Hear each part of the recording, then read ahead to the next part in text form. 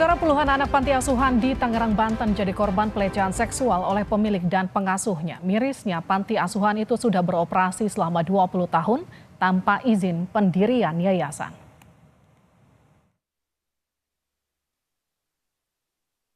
Panti asuhan yang berlokasi di Kecamatan Pinang, Tangerang, Banten ini seharusnya jadi tempat bernaung dan berlindung bagi anak-anak yang membutuhkan.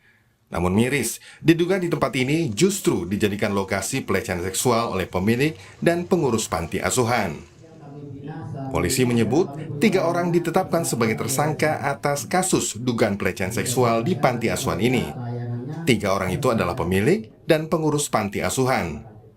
2 orang pengurus telah ditahan, sementara pemilik panti asuhan masih dalam pengejaran. Sehingga setelah kita lakukan pemeriksaan, kita lakukan penangkapan dan penahanan terhadap Saudara Sudirman dan Saudara Yusuf Bahtiar. Sedangkan Saudara Yandi Supriyadi, ya, setelah kita lakukan pemanggilan 2 kali yang bersangkutan tidak hadir, akhirnya kita tetapkan, kita masukkan dalam daftar pencarian orang. Dan saat ini kita sudah sebarkan untuk surat permohonan pencarian Saudara Yandi Supriyadi sebagai daftar pencarian orang. Dan ini salah satu foto yang sudah kita buat. Sementara itu, KPAI menyebut kasus ini terjadi karena lengahnya warga dan instansi terkait dalam pengawasan. Komisioner KPAI, Ai Mariati Solihah bilang, kedepannya siapapun harus segera melaporkan jika menemukan indikasi kekerasan.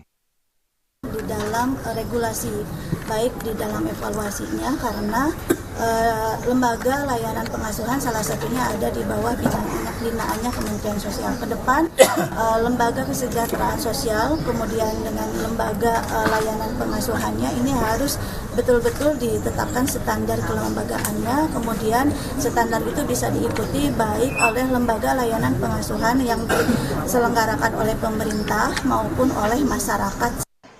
Dari kasus ini pun terkuak fakta jika panti asuhan yang sudah beroperasi selama 2 dekade ini ternyata tak berizin.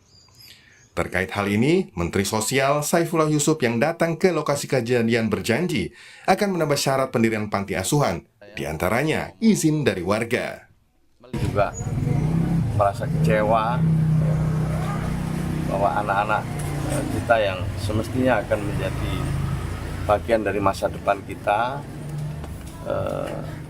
dirusak dengan cara-cara yang tentu ini memerlukan perhatian bersama baik oleh pemerintah maupun masyarakat. Yayasan ini termasuk salah satu yang tidak ada izin atau bagaimana Pak? Yayasan Darussalam ini Pak? Tidak ada sama sekali, ini termasuk yang blank ini. Makanya nanti ke depan saya terus terang juga akan menghimbau atau memberikan suatu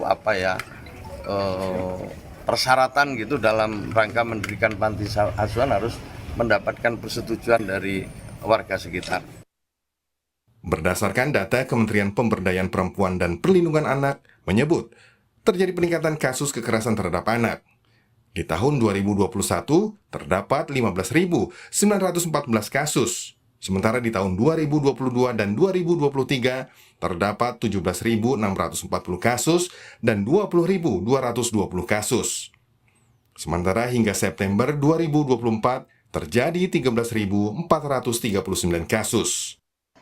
Sejumlah pihak pun mendesak mengusut kasus dugaan kekerasan terhadap anak dan kondisi psikis para korban jadi perhatian bersama.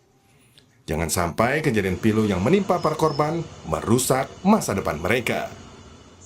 Tim Liputan Kompas TV.